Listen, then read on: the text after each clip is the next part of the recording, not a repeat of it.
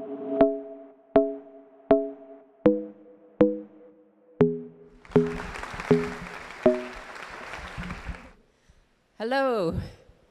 Thank you so much for having me here in Rio. I've been in the city a few days now, and it's very beautiful. It's my first time here, and I apologize I don't speak Portuguese.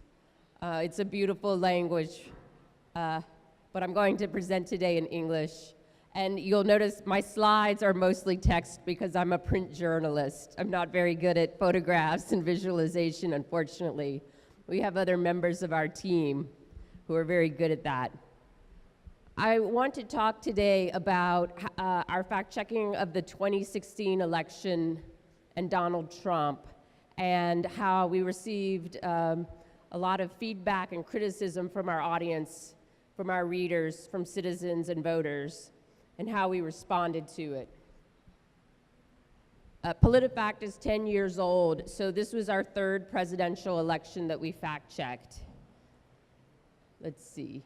Here's my contact info, and Twitter and email, and feel free to get in touch with me after the festival. I have to go to the airport right away, but please do feel free to reach out to me.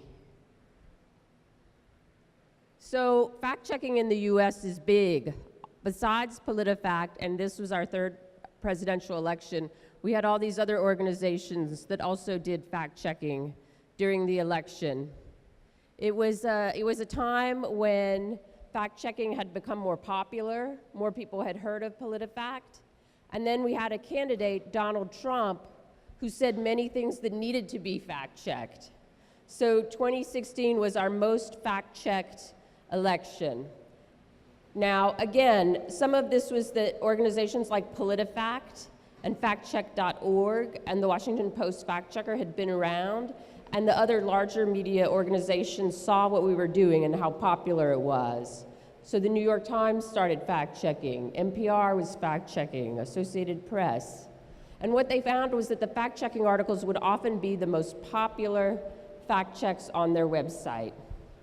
During the election, we debunked many Trump falsehoods, everything from, he said one of his political opponent's father, Ted Cruz's father, was involved with the assassination of JFK.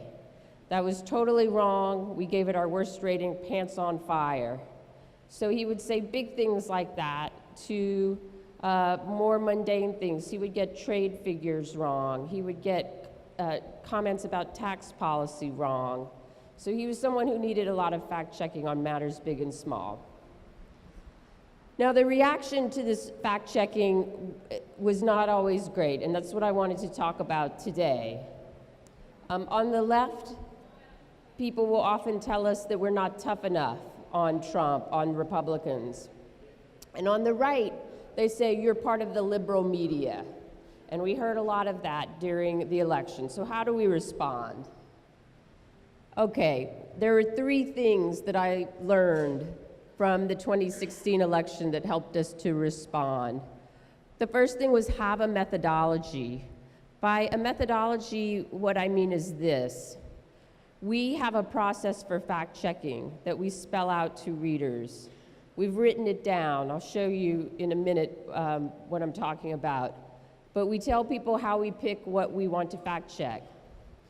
At PolitiFact, we pick things that are in the news and that would make the regular person say, I wonder if this is true or not. We do not balance our ratings. During normal times, we try to pick an equal balance of Republicans and Democrats. Right now, the Republicans control the Congress and the presidency, so we fact-check the people who are in power. So right now, we're fact-checking more Republicans. But I can explain that to our readers. I tell them, we're not going to fact-check half of the Democrats when they're such a minority. Transparency, transparency, transparency. We publish our method. We publish our sources. We publish our financials. There's a lot of talk about objectivity. I don't love the term objectivity because I think it's misunderstood. I consider myself and our team at PolitiFact to be independent journalists. We're not in favor of any one party. We can look at all of them and criticize them as they need it or don't need it. So we're not beholden to any side. And we show that by being transparent. And then finally, the lesson I learned was stick to the core principles of journalism. So methodology. So we have a published story that explains how we pick our facts to check, how we report and research, and other important procedures. We call it the principles of PolitiFact, pundit fact, and the truthometer. And that's a short link so that you can look at it if you like. It's a long document. It explains in kind of excruciating detail exactly how we do our work. But it's something that we can point to when readers say, why do you do it that way? How do you do it that way? I would strongly urge you to have your own method, whether you're a fact checker or not. Let's say you're not a fact checker. Maybe you have a mission statement and you say, this is what we cover and this is how we cover it. Then when readers say, why are you covering it this way? You can say, well, this goes back to our mission. And it helps the readers, it helps me too. It helps me to be clear in my own mind about what we're about, what we're doing, because it's easy to get distracted. Okay, transparency, publish your methodology. List your funders. At PolitiFact, we list our funders. We're following a model of multiple income streams. So we have the money that newspapers give us to run our stories. We have digital advertising. We have some grants from foundations that are interested in civic discourse and democracy building. And we have a new membership campaign that we launched just this year where we ask our readers to directly support us. That was a big step for us because before this year, we didn't have a way to accept money. I mean, we didn't have like a way people could donate. So if you're a young news organization and you already have people donating, you're probably ahead of where we were. But now we have that donation. On our stories, we list all of our sources. If you're in online news, you can do a source list. On PolitiFact, all of the stories on the right-hand rail, we have our source list.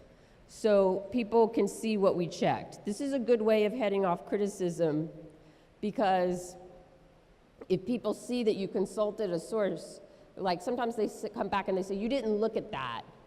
And we'll say, yes, we did, and it's on our source list. And then finally, make corrections. Nobody likes corrections. I don't like corrections.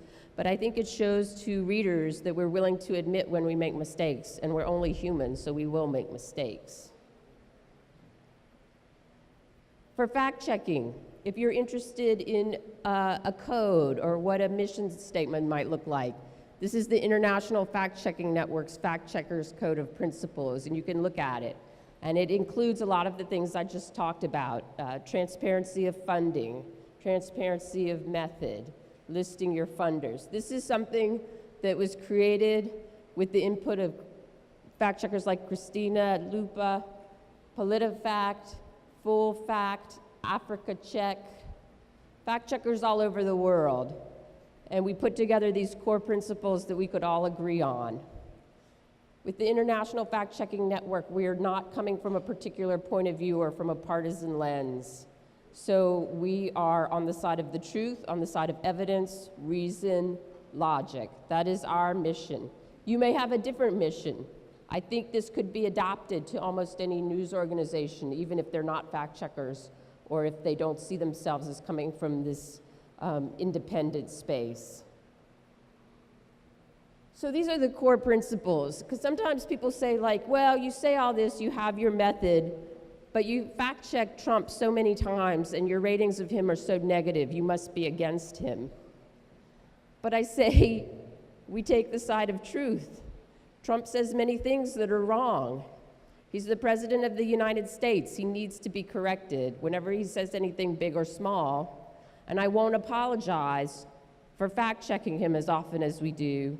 And the ratings are the ratings because that's the accuracy level of his statement. I take the side of truth in fact-checking. And that comes before anything else. And it certainly comes before trying to create any sort of false balance. Independence, again, this is what I personally love about being a journalist. I don't have to be a Democrat or a Republican or have opinions that are on the left or on the right. I get to come in and do my work and call it the way I see it. It's very important to me personally and important to our mission at PolitiFact. We only have 2 parties in the United States, so power swings back and forth. Every party has the potential to abuse power or to do responsible governance, and we want to stay independent and be able to call it the way we see it. And then service to the public. I really think this is important. People often say like, well, if Trump was elected, it's because the media didn't do a good enough job. I say no to that. We are not about getting people elected or not elected. I don't think the media has that much power. We're about giving people the information they need to make decisions in the voting booth, to hold their elected officials accountable. It's a service profession. We're trying to give citizens the information they need to govern themselves in a democracy. The end. Thank you.